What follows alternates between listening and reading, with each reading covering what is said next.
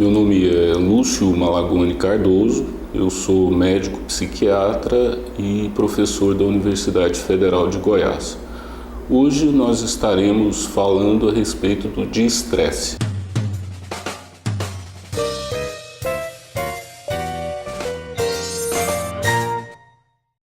De forma geral, todo sistema biológico, todo organismo vivo apresenta um conjunto de reações que são colocadas em marcha sempre que esse organismo se defronta com situações de ameaça ou de mudança no seu meio ambiente. São reações, por exemplo, que possibilitam ao animal lutar ou fugir. Ele se prepara organicamente para essas situações. A partir do momento em que esses processos de ameaça ou de mudança se tornam cronificados, ocorrendo de maneira contínua, essas reações que a nível agudo seriam favoráveis para o organismo, elas podem começar a trazer uma série de efeitos deletérios. Esse tipo de situação de ameaça ou mudança continuada é o que nós chamamos de estressores ambientais.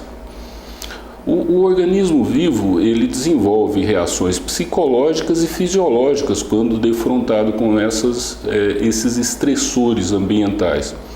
Então nós vamos observar, por exemplo, um aumento na secreção de determinados hormônios, uma pequena elevação da pressão arterial, da frequência cardíaca, e essas alterações fisiológicas serão responsáveis muitas vezes pelo desenvolvimento de doenças.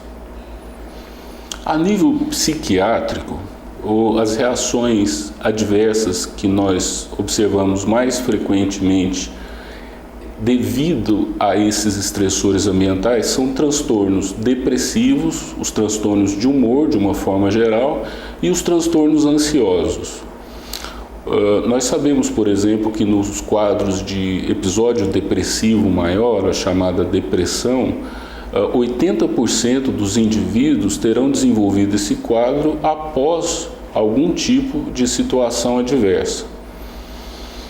Entre os sintomas dos quadros depressivos, nós observamos alterações de sono, alterações de apetite, a perda do prazer nas coisas, dificuldades de concentração e muitas vezes a tristeza constante. Em relação aos transtornos ansiosos, o que nós observamos é uma sensação de apreensão constante, uma espécie de alerta exagerado, ou a preocupação muito constante e muito exagerada. E uma série de sintomas físicos também, como por exemplo, palpitações, reações de sobressalto, sensações de tontura, de dores musculares, dores corporais, que são sintomas que frequentemente a população associa ao chamado estresse. Basicamente, a prevenção do desenvolvimento desses transtornos pode ser feita pela adoção de um estilo de vida mais saudável, de forma que o indivíduo possa reservar uma parte do seu tempo para atividades de lazer, de relaxamento, atividades de exercício físico, que são formas que o indivíduo pode utilizar para contrabalançar esses efeitos deletérios produzidos pelos estressores cotidianos. Entre as reações ditas orgânicas que podem estar associadas à presença de estresse crônico, nós temos aí classicamente as doenças coronarianas e cerebrovasculares, a hipertensão arterial, o próprio desenvolvimento de alterações endocrinológicas, por exemplo, o diabetes mellitus, pode ser facilitado pela presença de um estresse crônico. Nós citamos a questão das alterações hormonais que ocorrem, e um dos principais hormônios envolvidos no estresse crônico são os chamados corticoides, os corticoides produzidos pelo próprio organismo.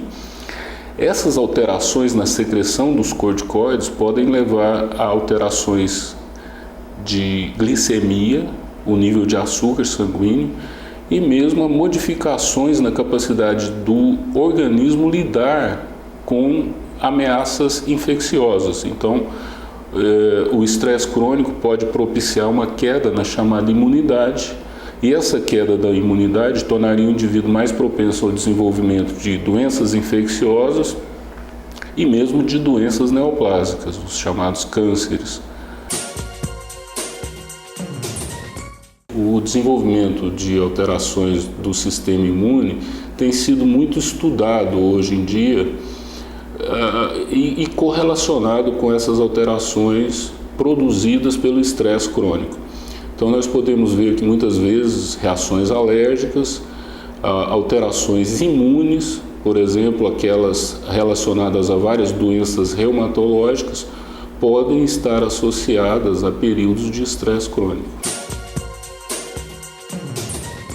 De forma geral, é importante que o indivíduo seja capaz de diminuir o nível de atrito psicológico que ele manipula dentro do ambiente de trabalho. Então existiriam formas da pessoa buscar desligar, em certa medida, das pressões ambientais, de forma que isso não levasse a comprometimento mais sério do seu estado de saúde. A maioria das grandes empresas, elas já vem desenvolvendo programas de acompanhamento de seus funcionários. Medidas simples, por exemplo, uma cesta após o período de refeição, tem demonstrado efeitos benéficos sobre a produtividade e o nível de estresse geral desses trabalhadores. O acompanhamento psicológico, o desenvolvimento de uma política de pessoal mais amistosa, digamos assim, né? E o desenvolvimento de atividades de lazer com pausas adequadas para o período de trabalho desse indivíduo. Eu acho que, de forma geral, é o que tem sido feito nesse campo. Eu acredito que o uso mais racional do tempo dentro do ambiente de trabalho deve passar também por um planejamento dos períodos de relaxamento, as pausas que propiciem esse indivíduo uma produtividade até maior, como, por exemplo, esses períodos de cesta após a refeição, a planificação de atividades de relaxamento, de alongamento, como tem sido feito, por exemplo, para a prevenção das lesões por esforço repetitivo. De uma forma geral, o que nós assinalamos é que dentro dos chamados transtornos ansiosos e depressivos, a prevalência é maior no sexo feminino. Entretanto, nós observamos que socialmente havia uma tendência a uma maior pressão profissional sobre o sexo masculino, e isso hoje em dia já não é mais verdade, porque a mulher cada vez mais tem se inserido no mercado de trabalho e aí ela se torna, digamos assim, prisioneira de uma dupla jornada, porque não deixa de ser, de forma geral, a maior responsável pelo gerenciamento do ambiente doméstico e, além disso, ainda tem a pressão profissional fora do ambiente familiar. O estilo de vida, sem dúvida, é um dos fatores que está envolvido no desenvolvimento de doenças associadas ao estresse. Nós sabemos que a psiquiatria tem estudado determinadas situações que normalmente não são valorizadas. O exercício físico, a exposição à luz solar, as atividades lúdicas, elas têm um efeito benéfico sobre o funcionamento físico e mental do indivíduo. Então é importante que, ao lado da pressão por produtividade, nós tenhamos a noção de que é preciso manter a saúde também do trabalhador.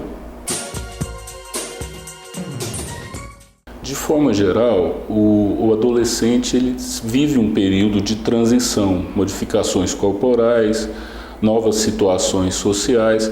É um período bastante propenso ao estresse. A criança vai passar por reações de adaptação em situações específicas, por exemplo, o início da vida escolar, ou quando nós vemos as crianças submetidas a estresse ambiental por dificuldades conjugais dos pais, etc. A criança e o adolescente podem desenvolver doenças psiquiátricas, e hoje isso é avaliado por uma especialidade, uma subespecialidade da psiquiatria. Modificações do comportamento, alterações do sono ou do apetite, reações inesperadas ou súbitas devem chamar a atenção para a possibilidade do desenvolvimento de reações de estresse nessas faixas etárias. Meu nome é Lúcio Malagoni Cardoso, eu sou médico psiquiatra e hoje nós falamos sobre estresse.